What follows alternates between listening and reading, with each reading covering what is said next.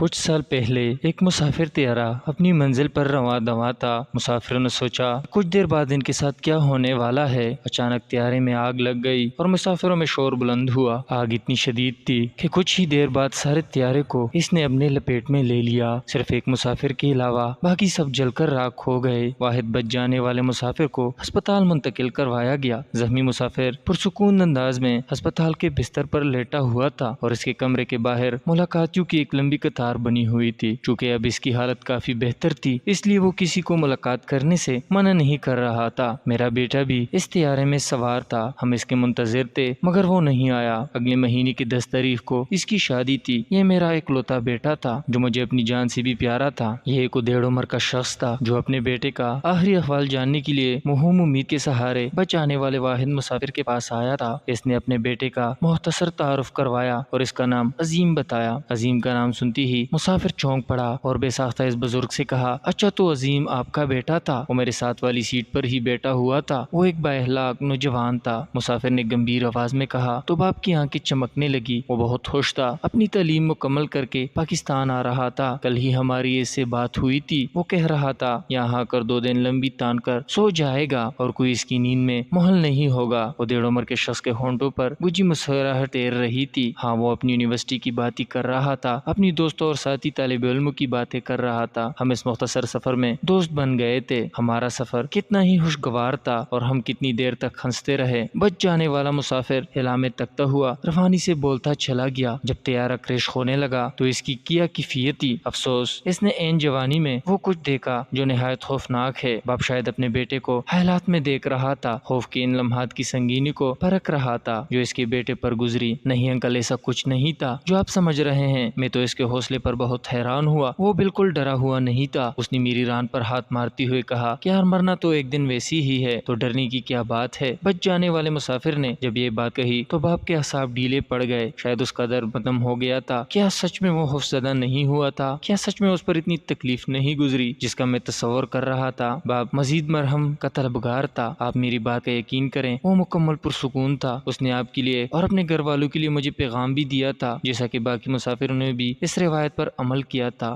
بچ جانے والے مسافر نے سنسنی خیز لہجے میں کہا، کیسا پیغام؟ باپ نے بے صبری سے پوچھا۔ یہ کہ وہ آپ سے ساری عمر کہہ نہ سکا کہ وہ آپ سے کتنی محبت کرتا ہے اور اپنے گھر والوں سے کہنا چاہتا تھا کہ میں ہر ایک سے بہت محبت کرتا ہوں۔ بچ جانے والے مسافر نے یہ بات کہی تو باپ نے ایک لمبا سانس لیا۔ یوں محسوس ہوا کہ وہ اپنے بیٹے کے ساتھ آخر وقت میں بات کر چکا ہے اور اس کا آخری دیدار کر آیا ہو۔ اس کے سینے سے مانو بوجھ ہٹ گیا تو وہ چند لمحے زندہ بچ جانے والے مسافر کی آنکھوں میں دیکھتا رہا، یہی سوچ کر کہ انہی آنکھوں نے میرے بیٹے کو دیکھا تھا۔ پھر اس نے بطور تشکر زخمی مسافر کا ہاتھ دبایا اور کمرے سے باہر چلا گیا۔ مسافر حسرت سے اسے جاتا ہوا دیکھ رہا تھا۔ ایک دوسرے مسافر کا وارث اندر آنا چاہتا ہے، اگر آپ اجازت دیں تو میں اس اندر آنے دوں؟ مسافر نے اس بات میں سر ہلا دیا۔ اندر آنے والی ایک برقع پوش خاتون تھی۔ سلام دعا اور خیر خیریت دریافت کرنے کے بعد اس خاتون نے دھیمی آواز میں کہا، حاشر میرا شوہر اسی طیارے میں سوار تھا۔ میں 6 ماہ میں اس کا انتظار میں آنکھیں بچھائی ہوئی تھی، شاید تم نے اسے دیکھا ہو۔ برقع پوش خاتون کی آواز میں امید تھی۔ بچ جانے والا مسافر کچھ دیر اس خاتون کی آنکھوں میں دیکھتا رہا جو نامعلوم تھی، پھر بھاری آواز میں بولا، حاشر یہاں وہ میرے ساتھ ہی بیٹھا ہوا تھا۔ وہ ایک با اخلاق انسان تھا۔ اس نے کہا تھا کہ وہ اپنی بیوی اور بچوں سے بہت محبت کرتا ہے۔ اس مختصر سے سفر میں وہ میرا ایک اچھا دوست بن چکا تھا۔ اگرچہ وہ زندہ بچ جانے والے مسافر کے ساتھ والی نشست سفر کے دوران حالی تھی، مگر اسے وہ سب جھوٹ کہنے تھے جن سے جاں بحق ہونے والے مسافروں کے پیاروں کی تسلی ہو سکتی تھی۔